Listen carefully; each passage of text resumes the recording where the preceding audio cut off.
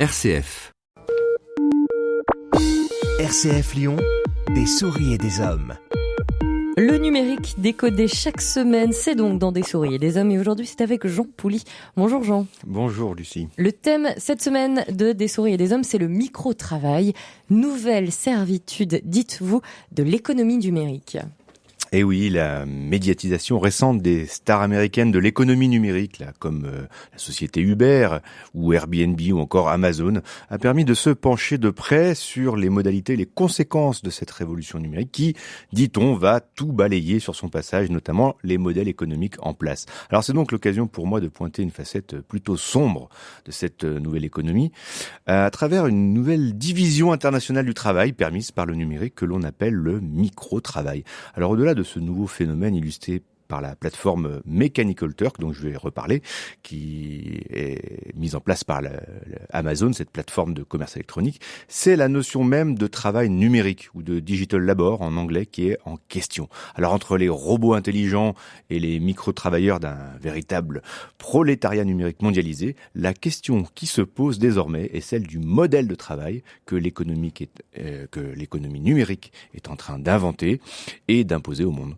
Première question et pas des moindres, Jean Pouly, qu'est-ce que concrètement le micro-travail ? En quoi ça consiste ? En fait, c'est un ensemble de toutes petites tâches informatiques qui ne peuvent encore être totalement déléguées à des ordinateurs ou à des robots. Alors il faut donc la sous-traiter à des humains, mais pour un coût extrêmement faible. Ces micro-tâches numériques comprennent donc un ensemble de manipulations informatiques très simples, comme l'identification ou le nommage d'objets sur une image, la vérification de mots-clés sur un produit en ligne, la réponse à un sondage, la transcription de sons en texte, la traduction de petits textes d'une langue à l'autre, l'inscription à des sites internet, la participation à des forums de discussion, la visite de sites web, la notation de vidéos d'articles, l'inscription à des concours en ligne ou encore l'écriture de commentaires ou de critiques sur des articles. Je vous passe le détail de l'ensemble de ces micro-tâches, mais vous voyez qu'il y a un ensemble de micro-tâches à effectuer dans l'économie numérique. Et comment on devient micro-travailleur ? Est-ce que vous, moi, on peut l'être ?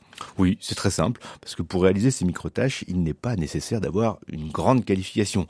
Lire, écrire et avoir une connexion Internet suffit. Ensuite, on s'inscrit sur une plateforme de micro-travail et on s'engage à réaliser un ensemble de micro-tâches sur un temps donné, 1 heure, quelques heures ou une journée. Tout cela, évidemment, en échange de micro-rémunération. C'est ça, est-ce qu'il y a des conditions de travail et des rémunérations très claires ? Le problème, c'est qu'elles sont vraiment désastreuses, en fait, parce que le micro-travail repose sur la logique du travail à la tâche, qui est payé une fois qu'il est réalisé et validé par celui qui le commande. Alors cela donne un pouvoir total à l'employeur, car il ne faut pas oublier que tout cela se fait par le biais de plateformes numériques, à distance. Quant à la rémunération, elle varie de quelques centimes d'euros à quelques euros au mieux pour des tâches longues et complexes. Par exemple, 0,3 centimes d'euros pour traduire une fiche produit de l'arabe vers l'anglais, 5 centimes d'euros pour vérifier les images et les mots-clés d'un site de e-commerce, et 13 euros, la belle affaire, pour retranscrire 2 heures d'enregistrement audio, ce qui correspond, précisons-le quand même, à 15 heures de travail. Bref, c'est une véritable exploitation, un dumping social numérique à l'échelle mondiale. Alors on va pointer du doigt ces employeurs de micro-travailleurs, qui sont-ils ? Alors le micro-travail, il a été assez médiatisé par justement Amazon, cette célèbre plateforme de commerce électronique américaine, qui a lancé ce Mechanical Turk, en fait une plateforme mondiale de mise en relation de l'offre et de la demande de micro-travail. Alors aujourd'hui, près de 500 000 personnes pratiquent régulièrement le micro-travail via cette plateforme, qui est en quelque sorte une agence d'intérim mondiale pour les micro-travailleurs, voilà, qui est nécessaire au bon fonctionnement de l'économie numérique.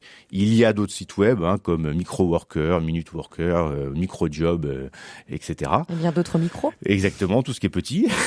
Le plus surprenant, c'est que des employeurs plus traditionnels ont désormais recours au bon service des micro-travailleurs, des universités pour répondre à des enquêtes scientifiques, mais aussi de grandes entreprises comme la plus grande compagnie énergétique d'Allemagne, que je ne citerai pas, qui a recours aux micro-travailleurs pour numériser ces millions de relevés énergétiques. Pourquoi un tel succès, Jean Pouly ?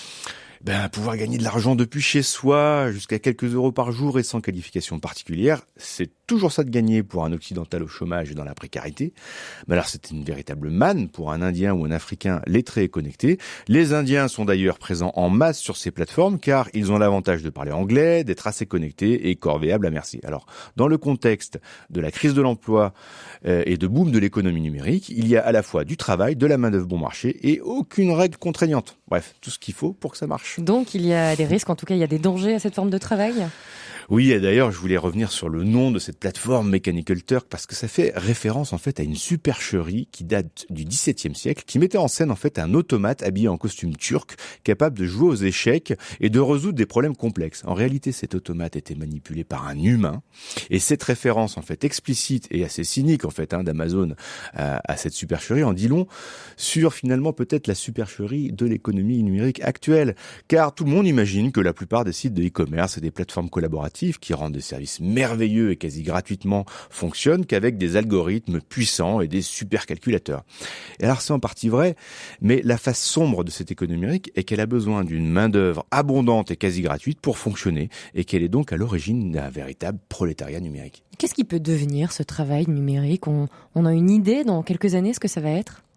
Alors, il faut bien avoir en tête que les progrès de l'intelligence artificielle va sans doute reprendre aux micro-travailleurs une partie de leurs micro-tâches dans un proche avenir.